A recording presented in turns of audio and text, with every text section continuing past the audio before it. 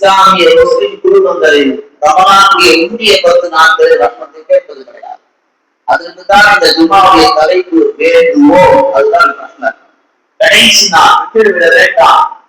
இந்த ரஹ்மத்தை நபிமார்கள் அல்லாஹ்விடத்தில் கேட்டார்கள், யாருமலை கேட்டார்கள், நூஹை கேட்டார்கள், இப்ராஹிமை கேட்டார்கள், யூனுஸை கேட்டார்கள், இஸ்மாயிலை கேட்டார்கள், லூத்தை கேட்டார்கள், அந்த வரிசையில் முஹம்மது ஸல்லல்லாஹு அலைஹி வஸல்லம் கேட்டார்கள்.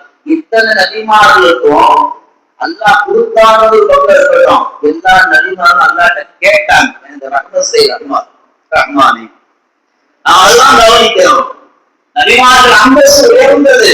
அவர்களே அல்லாஹ்விடத்தில் கையேந்தி ரஹ்மத்தை குபூல் கேட்கிற போது நாம தான் சாதாசீதா மக்கள் கண்டிப்பாக கேட்க வேண்டிய நாட்கள் இவரில் இருந்தார். பெருமானா ஸல்லல்லாஹு அலைஹி வஸல்லம் சொல்லி காட்டுவார்கள், லா துன்ஸரு ரஹ்மத்தை இல்லா மின் ஷகீ. ஒரு மூதேவிட்ட இருந்து ரஹ்மத்து கண்டிப்பாக எடுக்கப்படும் என்றாலும் கண்மணி நாயகம் ஸல்லல்லாஹு அலைஹி வஸல்லம் ஒரு மூதேவியாக இருக்கிறார். எப்ப மூதேவியா இருக்க முடியும்? அவன் தொழனா அவன் மூதேவி நாங்கள் ரசூல் ஸல்லல்லாஹு அலைஹி வஸல்லம்.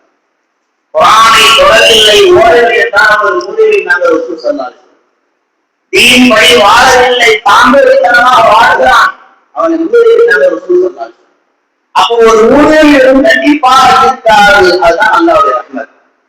இந்த ரமலான் மாதம் அடைந்தோ தொழுவதில்லை, ஓடவில்லை, எந்த நல்ல அமல்களையும் செய்யவில்லை என்றால் அவனை ரசூல் ஸல்லல்லாஹு அலைஹி வஸல்லம் எந்த வார்த்தையை கொண்டு கூப்பிட்டார்கள் தெரியுமா?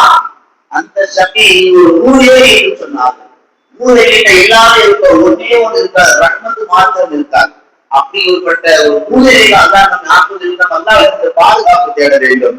அடுத்து இந்த ரமலானில் ஜும்மாவை ஒட்டி 2வது தலைப்பில் நாடுவோம். எதை நாடுறது, யாரை நாடுறது, எப்படிப்பட்ட நாட்டங்கள் உள்ளத்தில் வர வேண்டும்?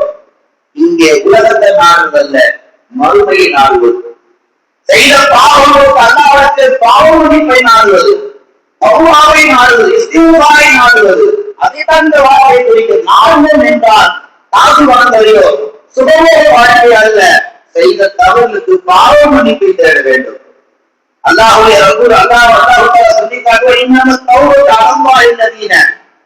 அல்லாஹ் எப்படிப்பட்ட தௌபாவை ஏற்றுக்கொள்கிறான் தெரியுமா? அறியாமை காலத்தில் செய்த தவறுகளுக்கெல்லாம் யார் இம்மிடியா உடனடியா யார் அல்லாஹ்விடத்தில் தௌபா செய்வார்களோ அவர்கள் தௌபாக்களை அல்லாஹ் தாமதப்படுத்துவது கிடையாது. அல்லாஹ் அந்த தௌபாக்களை உடனடியாக அங்கீகரித்துக் கொள்கிறார். அல்லாஹ் உடனடியாக அங்கீகரிக்கணும்னா அதுக்கு அல்லாஹ் போற நிபந்தனை, நீ தௌபா செய்யும் நாடுன்றான் அல்லாஹ். இஸ்லாமிய மார்க்கத்துல இஸ்லாம் சொல்லக்கூடிய செய்திகள்ல ஆக பிரதானமான ஒரு செய்தி என்ன தெரியுமா? தவறு செய்வது இயற்கை.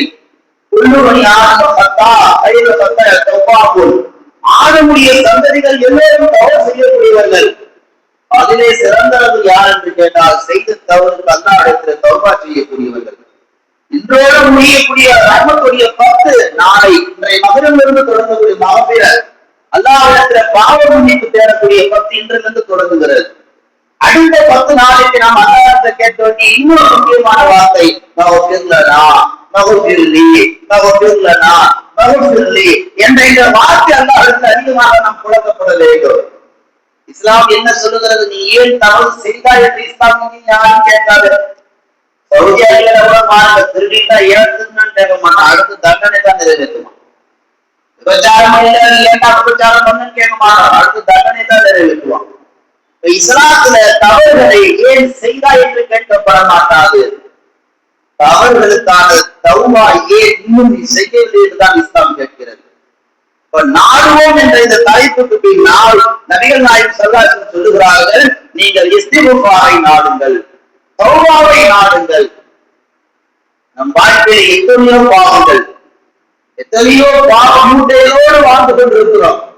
அது அத்தனைக்கும் ஒரு முக்கிய நாட்கள் என்றால் ரமலானுடைய 2வது